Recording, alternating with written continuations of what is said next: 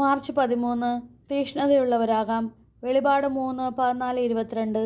ലവോദിക്കയിലെ സഭയുടെ ദൂതൻ എഴുതുക. വിശ്വസ്തനും സത്യവാനുമായ സാക്ഷിയും ദൈവത്തിൻ്റെ സൃഷ്ടികർമ്മത്തിൻ്റെ ആരംഭവുമായിരിക്കുന്ന ആമേൻ അരുളിച്ചെയ്യുന്നു. നിന്റെ പ്രവൃത്തികൾ ഞാൻ അറിയുന്നു. നീ തണുപ്പോ ചൂടോ ഉള്ളവനല്ല. തണുപ്പോ ചൂടോ ഉള്ളവനായിരുന്നെങ്കിൽ എന്ന് ഞാൻ ആഗ്രഹിക്കുന്നു. ചൂടോ തണുപ്പോ ഇല്ലാതെ മന്ദോഷ്ണനാകിയാൽ നിന്നെ ഞാൻ എൻ്റെ വായിൽ നിന്ന് തുപ്പിക്കളയും.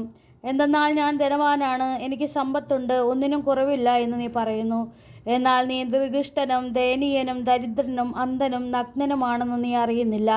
ഞാൻ നിന്നെ ഉപദേശിക്കുന്നു. നീ ധനികനാകാൻ അഗ്നിശുദ്ധി വരുത്തിയ സ്വർണം എന്നോട് വാങ്ങുക.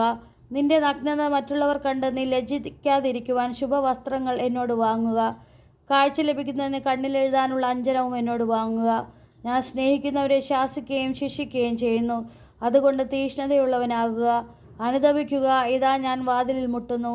ആരെങ്കിലും എൻ്റെ സ്വരം കേട്ട് വാതിൽ തുറന്നു തന്നാൽ ഞാൻ അവൻ്റെ അടുത്തേക്ക് വരും. ഞങ്ങൾ ഒരുമിച്ച് ഭക്ഷിക്കുകയും ചെയ്യും. ഞാൻ വിജയം വരിച്ച എൻ്റെ പിതാവിനോടൊത്ത് അവിടുത്തെ സിംഹാസനത്തിൽ ഇരിക്കുന്നത് പോലെ വിജയം വരിക്കുന്നവനെ എന്നോടൊത്ത് എൻ്റെ സിംഹാസനത്തിൽ ഞാൻ ഇരുത്തും.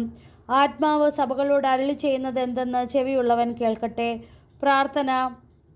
ഞങ്ങളുടെ ഹൃദയ കവാടത്തിൽ മുട്ടി വിളിക്കുന്ന ഈശോയെ, അങ്ങേക്കായി ഹൃദയം തുറക്കാനാവാത്ത വിധം ഞങ്ങളെ ഗ്രസിച്ചിരിക്കുന്ന അലസതയും മിഥ്യാബോധവും ഞങ്ങൾ തിരിച്ചറിയുന്നു. ഞങ്ങളെ നിഷ്ക്രിയരാക്കുന്ന അലസതയെയും മന്ദോഷ്ണതയെയും അങ്ങ് എടുത്തു മാറ്റണമേ.